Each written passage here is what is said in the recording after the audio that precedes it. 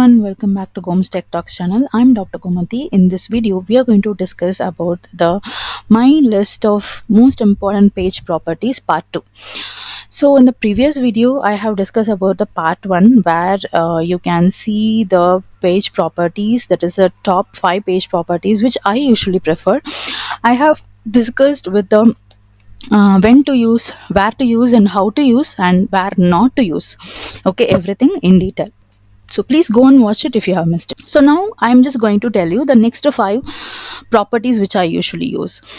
So the another property, that is the sixth property which I use, is what? The permissions. Okay, so the permissions is the property which will which you can make the permissions for the accessing this particular data. For example, permission property has additional permissions. If you wanted to give any additional permissions to perform some operations on the table, you can set the permission property. So this permission property is applicable to coordinate the page, request page, table, XML port, report, query, permission set, and permission set extension. So you can simply add it, like if you wanted to give it for the table data, you can even specify the ID. Okay, so that is also possible here. So you can tell table data and you can also tell the ID here. Okay, and you can tell like what are the permission you wanted to set, whether it is a read permission, whether it is a insert permission, modify permission, and delete permission. Okay, all these things you can tell. I have already discussed about this permission set in my playlist, which is Business Central BC Tutorial Technical Consultant playlist. You can search for permission set and entitlement. Okay, so there you can find what is all this entitlement and permission set. So here I have completely discussed about like how to use this, what is this value, capital R, small r, capital I, small I, what is that, and everything you can watch there. So when to use it? If you wanted the permission, if when you want to define what operations an object can perform on table data, and when you need to give indirect access to the users to perform certain operations through another object, and when you want to ensure that certain permissions on table data can only be performed through specific objects, enhancing security control. So in these case you can give the permission. And when not to use this permission set is what? When you want users to be able to modify the object without having direct permission to perform the operation, and when the users have sufficient permission through their license or assigned permission sets, you don't need to grant additional permission to the object level. Okay, so the next important property which I like is what? The populate all fields. Okay, populate all fields. So populate all fields property is used to determine whether fields should be automatically filled out with a single filter value when a new record is inserted in a table, on a page, or a page request.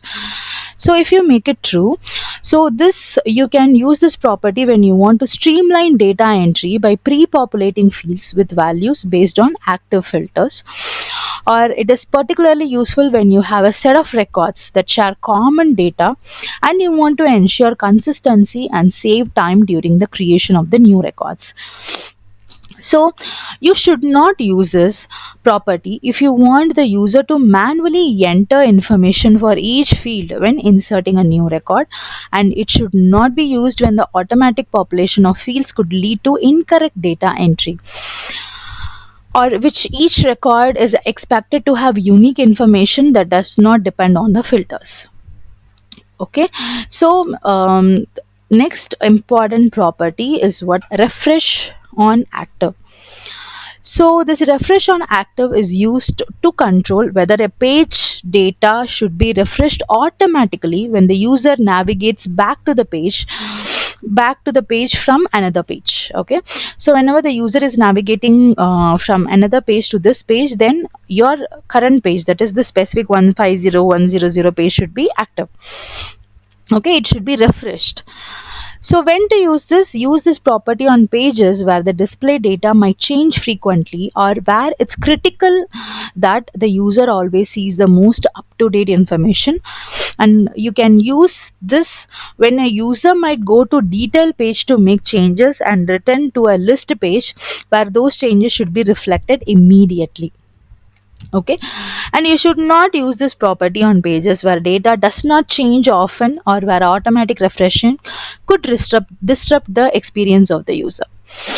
Okay, and the next that is the fourth important property which I usually prefer is what? Save values. So save value property is used to determine whether user specific control values on a page should be saved. Okay, so whether the user specific should be saved or not, so that you can tell it. This property enables the saved setting feature for a page and request page. So when should you use this? Use this property when you want the system to remember and apply the filters or other settings that a user has set on page or a request page. It is useful for reports, XML ports, or batch jobs where users are likely to reuse the same settings multiple times. And you should not use this property if you want the page to start with default settings every time it is opened, ensuring that user always starts with a clean slate. Avoid using it if you do not want to store user specific settings in the database for the privacy or data minimization reason. So the last property which I would like to discuss it was the show filter. You can make it show filter to true, and you can use this to control the visibility of the filter pane on the page by default. So use this property when you want the filter pane to be immediately available to the user upon opening the page without the need of any additional clicks to display it. Or it is useful for a page where filtering is common action and you want to provide users with immediate access to the filter option. And when you should not use it was the if you want to provide a cleaner interface without the filter pane showing by default, which can be useful for pages where filtering is not commonly used, or to maximize the space available for the other elements on the page. So I have discussed here my next five set of important page properties in Business Central. So you have to decide whether to use it or not based on your scenario. And in the next video I'll be discussing about the table properties. If you have any other specific topics to discuss, please leave that in the comment box. I'll be happy to help you out. Thank you. Take care. Bye bye.